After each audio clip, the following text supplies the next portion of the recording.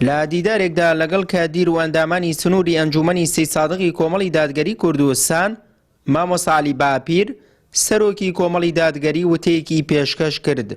لەو وتەیەدا مامۆستا عەلی باپیر تشکی خستە سەر چەند باس و بابەتێکی سیاسی هەنووکەیی پێوەست بە دۆخی عێراق و هەرێمی کوردستان بە گشتی.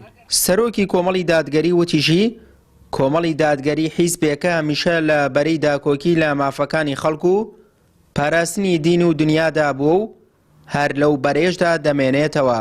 با خەڵک بێ لەگەڵماندا دەستبارگر و هاوکار بێ بۆ لابردنی زوڵم، چونکە بۆ زانیاریتان بەهۆی زوڵم و گەندەڵی و فەساد و بەهۆی بێکاری و بەهۆی بێدەرامەتی و بێگوزەرانی و خەڵکی زۆر بەرەو فەساد و خراپە دەچێت. خەڵکێکی زۆر دەڵێ با ڕوو بکاتە مادەی بەکارهێنانی مادەی سەرخۆشکەر یا ئەو شتانە کە گەنجەکانمان جیرۆدە و سەرگەرمیان دەبن، زۆری بێکاریە، هی دەست بەتاڵیە، هی بێگوزەرانیە، هەروە ئەوەی کە سەری خۆی هەڵدەگرێ، ئەوەی کە خۆی دەکوژێ، ئەوەی کە تووشی هەندێک نەخۆشی کۆمەڵایەتی دێ. کەواتە چاکردنی بارودۆخی خەڵک و دووبارە پەروەردەکردنەوەی خەڵک و ڕەخساندنی فەزایەک کە خەڵک تێیدا خاوەنی بوونی خۆی بێ، خاوەنی وڵاتی خۆی بە دەرامەتی خۆی بێ و کەس خۆی بەسەرەوە نەکاتە مڵۆزم، کەس خۆی لێ نەکات بە باڵادەست و ئەو بکاتە بندەست، بە تاکید ئەوە زەمینە خۆش دەکات بۆ پاکسازی و چاکسازی زیاتر و پەروەردەبوون و پێگەیشتنی زیاتر بە تایبەت بۆ چینی گەنج و لاو.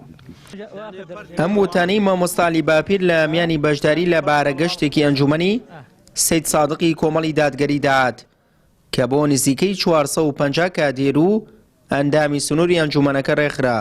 بەرپرسی ئەنجومەنەکەش دەڵێت ئامانج لە ڕێخستنی ئەم دیدارە زیاتر یەکترناسینی کادیران و پتەوکردنی زیاتر پەیوەندیەکانە لەسەر هەردوو ئاستی حیزبی و کۆمەڵایەتی.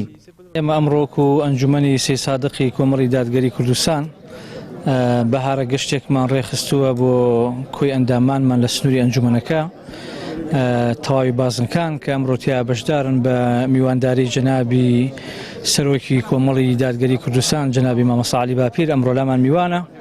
دیارە مەبەست و ئامانجمان لەم بەهارە گەشتە زیاتر دیدار و یەکتربینینی سەرجەمبرایانی سنووری بازگەکانە کە ساڵانە بۆیان ڕێگە خین لە هەندێک مناسەبات بە شێوازی جیاواز.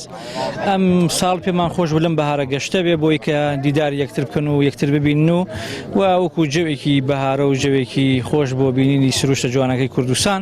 دەستخۆشی بۆ برایانی ئەنجومەنی سەید سادقی کۆمەڵی دادگەری کە هەسان لەم ڕۆژدا و لەم دەستپێکی بەهارەدا هەسان بە ڕێخستنی ئەم بەهارە گەشتە.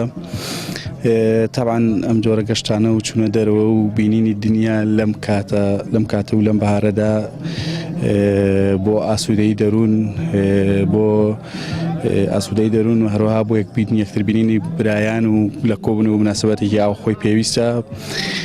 سوپاسیانەکەم دەستیان خۆش بێت کە هەساون بە ڕێخستنی ئەم بەهارە گەشتە.